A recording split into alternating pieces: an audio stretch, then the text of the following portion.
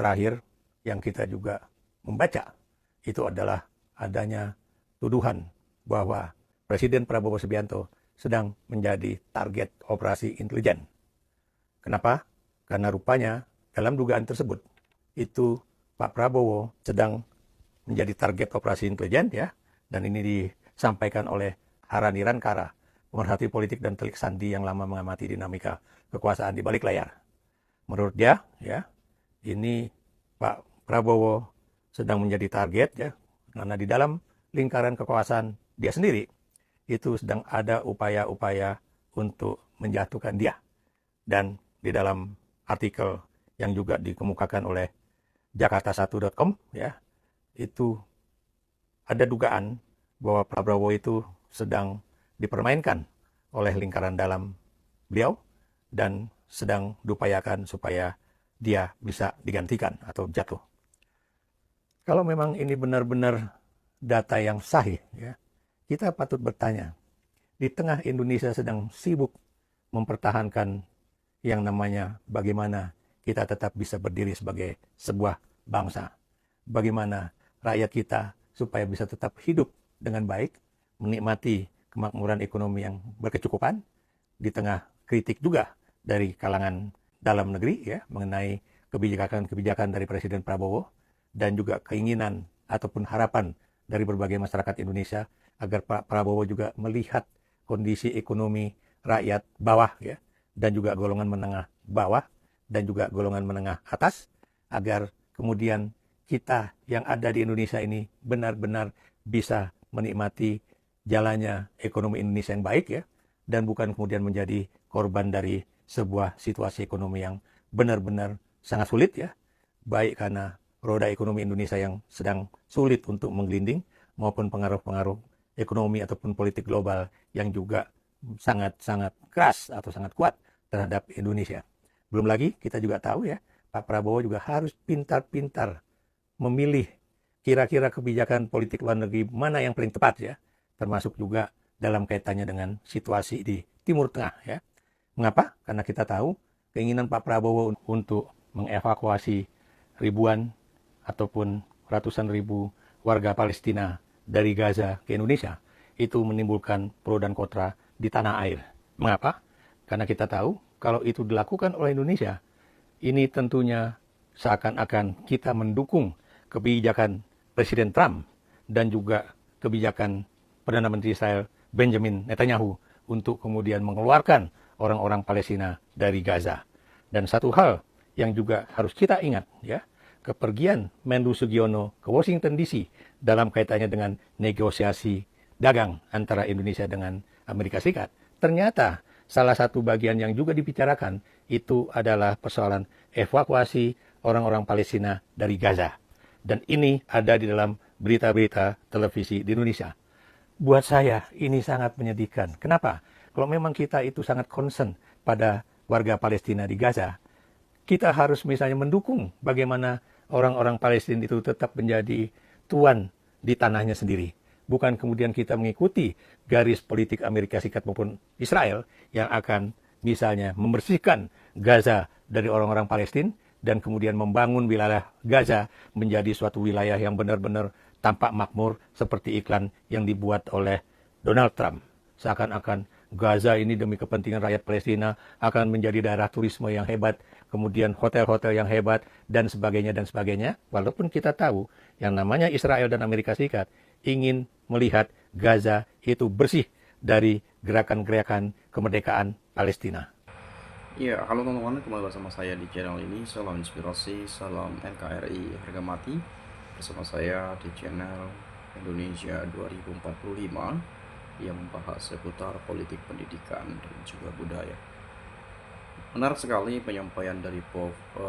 Ikrar ya soal informasi yang beliau sampaikan tentu menjadi sebuah pemahaman baru bagi kita bersama. Ya, kalau kita melihat soal tuntutan dari Purnawirawan TNI yang dimana usulan ini menjadi hal atau topik yang memanas sampai saat ini yang terus diperbincangkan soal pemakzulan Wakil Presiden Republik Indonesia. Nah, dalam hal ini tentu saya selalu katakan bukan hal yang mudah, bukan hal yang gampang, tetapi bukan berarti tidak bisa. Ada proses yang rumit di sini tentunya. Tidak hanya persoalan hukum, tetapi juga pasti adanya gelombang politik, adanya bisa kita sebut fenomena politik nantinya ya secara nasional. Gejolak politik pasti ada, karena ya kita lihat bahwa mantan presiden ke-7 Pak Jokowi yang anaknya sekarang jadi wakil presiden tentu tidak akan tinggal diam ketika anaknya ingin dimakzulkan dari posisinya sebagai wakil presiden Republik Indonesia. Nah, dalam hal ini teman-teman, bisa saja ini ya isu yang saya dengar juga dan berbagai pendapat kawan-kawan kita yang sering saya baca-baca bahwa ya bisa saja nanti orang-orangnya Pak Jokowi melakukan parlemen jalanan gitu ya. Atau kekhawatiran ini barangkali Pak Prabowo nanti yang dikudeta gitu ya, atau barangkali ketika Pak Prabowo berhalangan tetap, Gibran jadi presidennya, mau dibawa kemana bangsa ini ke depan. Mungkin itu pikiran-pikiran yang muncul ya di benak berbagai pihak. Tetapi di satu sisi, kenapa saya katakan seperti tadi bahwa dalam sejarah Indonesia ada beberapa presiden yang diturunkan atau diberhentikan di tengah jalan, bukan dengan wakil presiden, tetapi presiden. Ya, tapi pada saat ini kita mau lihat kenapa wakil presiden yang mau diturunkan. Nah, ini uniknya berbeda dengan sebelum-sebelumnya. Kan begitu, ya. Lalu kita tahu bahwa masih banyak orang-orangnya Pak Jokowi di parlemen saat ini, atau di kementerian saat ini, atau di lembaga-lembaga terkait saat ini, masih banyak orang-orangnya Pak Jokowi. Ya, di kabinet merah putih pun masih banyak ya menteri-menteri yang sekarang bekerja membantu Presiden Prabowo Subianto, itu dulu orang-orangnya Pak Jokowi. Bagaimanapun kedekatannya pasti lebih dekat dengan Pak Jokowi ketimbang Pak Prabowo yang masih baru saja beberapa bulan menjabat sebagai presiden, belum nyampe setahun. Makanya tak heran jika banyak yang berkomentar, geng Solo disingkirkan saja dari kabinet, diganti saja orang-orangnya Pak Jokowi, dicopot saja, digantikan, ya, dan seterusnya. Itu banyak sekali yang saya dengar, berbagai komentar-komentar di video-video yang saya upload di channel ini. Tetapi pada dasarnya ya kita tahu bahwa politik saat ini ya semacam balas budi gitu ya. Ikut mendukung, ikut dalam tim pemenangan dan lain sebagainya, diberikan jabatan, dijadikan wamen, dijadikan menteri dan seterusnya.